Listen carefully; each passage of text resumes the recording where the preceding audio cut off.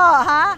Ang ating po mga kababayan dito ay bukod doon dito sa Divisoria, marami naman ho tayong mga kababayan na umakyat pa ng Baguio. Ayan, para doon ho sumalubong ng bagong taon. Alamin ho natin ang sitwasyon doon sa pamamagitan ng ating kasamang si EJ Gomez na live na nandiyan dyan sa Baguio City. EJ?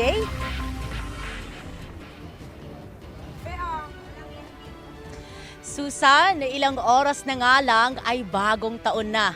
Dito sa Baguio City, kanya-kanyang paraan ng mga kapuso natin sa pagpapalipas ng oras bago ang opisyal na pagpasok ng taong 2025.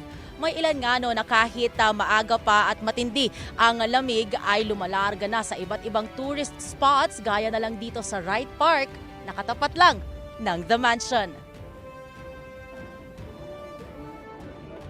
Last hurrah for 2024. Sa nalalapit na pagpasok ng bagong taon, iba-iba ang paraan ng mga Pinoy para sulitin ang mga natitirang oras ng taon. Dito sa Baguio City, dagsa ang mga bisita sa iba't ibang tourist spots. Sa Mines View Park, marami ang nagpa-picture sa sikat na mga asong St. Bernard at mga makukulay na kabayo. May ilan naman na nagmuni-muni with loved ones sa The Mansion, Wright Park at Botanical Garden. At dahil maraming bagets, napuno ng mga bisita ang Burnham Park ng mga nag-biking at boat riding. Para sa marami, di raw kumpleto ang Baguio experience kung hindi ka dadayo rito sa night market. Ang mga mamimili malaki raw ang natitipid sa mga murang paninda. Ang mga negosyante naman ang kanilang kita umaabot daw sa triple o higit pa tuwing holiday season. For my own, no, I have 2 jackets and 1 trouser.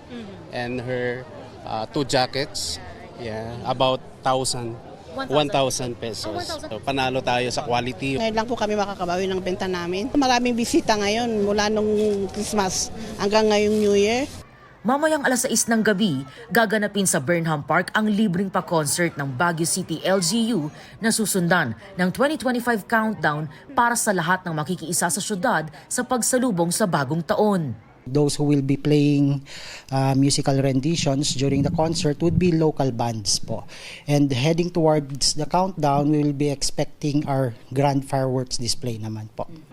Naka-full alert ang lokal na pamahalaan at ang pulisya para sa New Year festivities sa Baguio City. 24/7 na rin ang command center ng LGU. Masasabi po nating naka-prepared na po ang Baguio City Police Office. Around 85 na mga PNP personnel will be deployed po.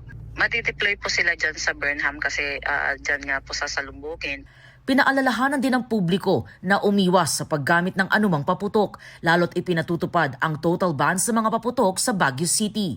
Sa records ng pulisya, abot na sa mahigit 2,000 ang bilang ng mga nakumpiskang paputok.